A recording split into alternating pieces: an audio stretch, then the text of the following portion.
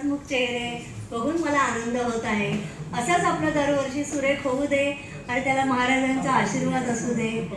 एक मिनिट हा, जरा देते. मी ना मिस्टर, मी आणि मुलगा तिघं जण आम्ही तिरुपतीला गेलो.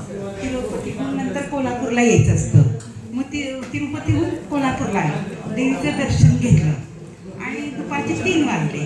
3 वाजल्यानंतर मी काय म्हटलं की चला आपण गोकुळला जेवायला जाऊया. स्टेशन रोडला गोकुळ म्हणून हॉटेल आहे कोल्हापूरला.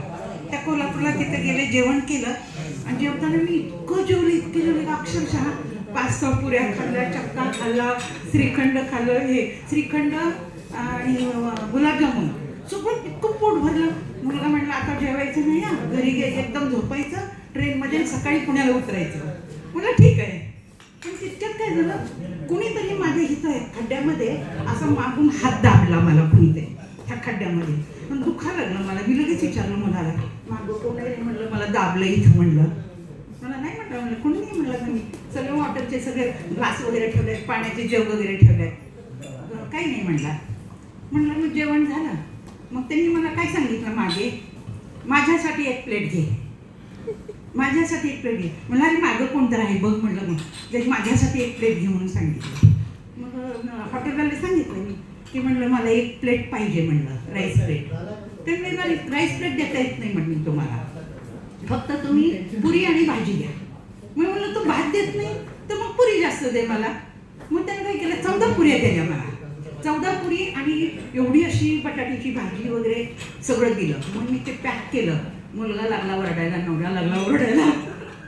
म्हणलं काय वेळ, एवढं पोट भरलंय, 4:30 वाजले, 6ला आपली ट्रेन आहे आणि तू आणखी एवढं कशाला घेतली. पण मी म्हणलं मला माहिती पण मला पाहिजे. आणि हे माझ्या हट्टापुढे ह्यांचं काय चालेल ना. मग घेतलं मी 14 पुरी बटाट्याची भाजी घेतली आणि गेले. आले स्टेशनमध्ये गेल्याबरोबर 4ला गाडी होती आमच्या हलणारी. तर इथं 3:30ला माझं हे सगळं घडलं आणि 4ला ट्रेन होती. 4ला मी ट्रेनमध्ये पाय टाकला आणि आतमध्ये गेले आणि बसले. मग तितक्यात लंडनच्या मुलीचा फोन आला, आजी मला कोल्हापूरची ट्रेन दाखवणार, मालगाडी चाललेली. मग त्यात ते नागपूर आहे ना, म्हणजे त्यांना इकडचं माहीत नाही, त्यांना मेट्रो बघायची सवय आहे. मग म्हटलं ठीक आहे, काय हरकत नाही. मग त्यांना त्या व्हिडिओ कॉलवर मेट्रो दाखवते, आपली मालगाडी कशी जाती कशी नाही दाखवायला लागले. तितक्यात एक वृद्ध व्यक्ती आणि त्यांचा एक पुतण्या, त्यांचं नाव अग्रवाल. मग ते आले की पटकन पाय ठेवला की ट्रेन सुरू झाली. मग ते म्हणलं मला म्हणले की ताई तुम्ही सिनरी दाखवायला लागला, ट्रेन दाखवताय तुम्ही त्यांना, मुलीला नातीला. म्हणलं हो. म्हणलं काय करायचं, मी आत्ता विमानातून उतरलो आणि माझ्याजवळ खायलाच काही नाही. म्हणलं कुठं गेला तुम्ही? म्हणलं तिरुपती म्हणून आले. तर म्हणलं बरं. म्हणलं ठीक आहे. म्हणलं माझ्याजवळ जेवण आहे, देऊ का तुम्हाला? हो चालेल, द्या की म्हणले. मग तशी बॅग उचलली आणि त्या दोघांना ती बॅग दिली.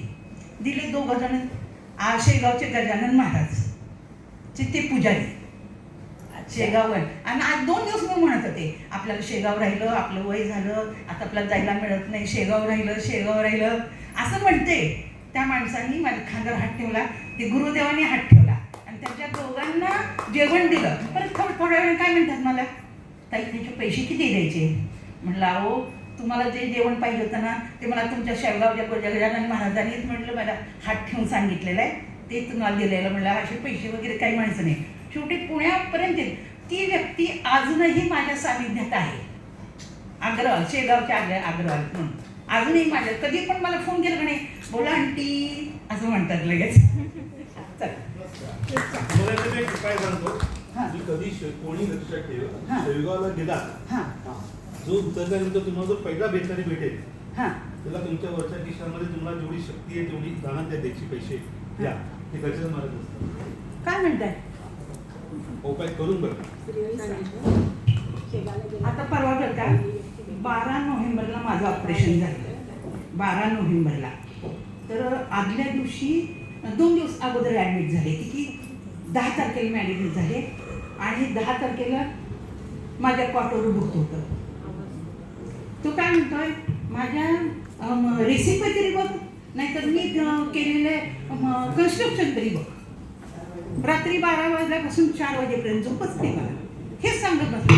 मी काय म्हटलं आपण युट्यूब बघत आलोय आपण काही चालू आहे तो सोडून गेलो. पहिला दिवस सोडला, दुसऱ्या दिवशी पण असं 12 ते 4 माझे युट्यूब नाहीतर कन्स्ट्रक्शन बघ आज जाऊन मला सोडून गेलो. तिसऱ्या दिवशी माझं दुसऱ्या दिवशी माझं ऑपरेशन झालं 12 तारखेला.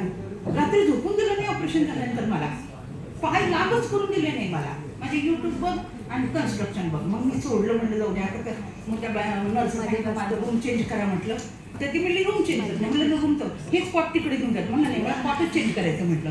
मग स्पॉट चेंज केली आणि आले समोर आले तर तो लगे ते भूत गेलं आणि माझं स्पॉट अशी हालावली हलती का स्पॉट हालाले काय बघते तर काय समोर एवढा मोठा मारुती राया पुढं घेऊन जाते ट्रॉली सारखं मागं मोडतो पुढं घेऊन जाते.